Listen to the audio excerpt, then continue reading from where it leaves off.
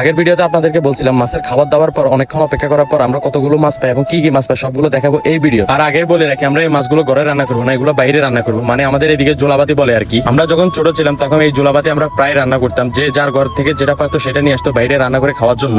এখন আর এগুলো দেখা যায় না। এই জোলাবাতি রান্নার মজা এখনকার বাচ্চারা বুঝবে না। কিভাবে আমরা জোলাবাতি রান্না করি সেটা দেখাবো পরে একটা ভিডিওতে। সিবাত প্রথমে জাল মারতে চাইছিল কিন্তু উপু দেয় নাই, বলছে যে তুই পরেগুলো মারিস, আগে উনি মারো। উপু এই কথা বলাতে সিবাত মনে হয় মন খারাপ করছে, যা আমি প্রথমে খেয়াল করি নাই। আমি অনেকদিন জাল মারি নাই, অনেকদিন পর আজকে জাল মারবো, দেখি কতগুলো আমার জালে মাছ উঠে। গ্রামে থাকার মজাই হচ্ছে এটা, যখন যা খুশি তাই করা যায়। ধরেন আপনার মাছ ধরতে মন চাইতেছে আপনি মাছ ধরতে পারবেন, কোনো সমস্যা নাই। আপনি ঘুরতে যাইতে মন চাইতেছে আপনি ঘুরতে যাবেন, কোনো সমস্যা নাই। মানে আপনি হঠাৎ করে যা মন চায় তাই করতে পারবেন। এইসব করার জন্য আপনাকে আলাদাভাবে সময় বের করা লাগবে না। জালটা এলোমেলো থাকার কারণে আমাকে আগে জালটা গুছিয়ে নিতে হচ্ছে, যাতে জালটা মারতে কোনো সমস্যা না হয়। এখানে কিছু ছোট মাছ থাকার কারণে প্রথম জালটা এখানে মারলাম, যদিও জালটা সুন্দর করে ঘুরে পড়ে নাই। অনেকদিন জাল মারি না, তবুও যা হয়েছে আলহামদুলিল্লাহ। দেখি এখন মাছ আসে কতগুলো। মাছ তো আসেই নাই, আসছে অনেকগুলো ময়লা। আর এই ময়লা আসাটাই হচ্ছে জাল মারার জন্য বিশাল একটা প্যারা। মানে জাল মারতে ভালো লাগবে, বাট ময়লা পরিষ্কার করতে কখনো আপনার ভালো লাগবে না। প্রথম জালে দুইটা পুঁটি মাছ ছাড়া আর কিছু পাই নাই, এই জন্য উপু আমার কাছ থেকে জাল নিয়ে নিছে আর বলতেছে দেন আমি মারি। আর দেখেন কতগুলো মাছ উঠাই। সেই জাল মারতে গিয়ে পড়ে যায় পানির মধ্যে, সে নাকি আমার থেকে বেশি মাছ ধরবে। আর এটা নিয়ে সিবাত মজা নিচ্ছে আর বলতেছে কেমন সাইডে মাছ ধরতে আসছে, সে মাছ ধরার আগে পানিতে পড়ে যায়, আবার নাকি বড় বড় মাছ ধরবে। অপু বলতেছিল আমি পড়ে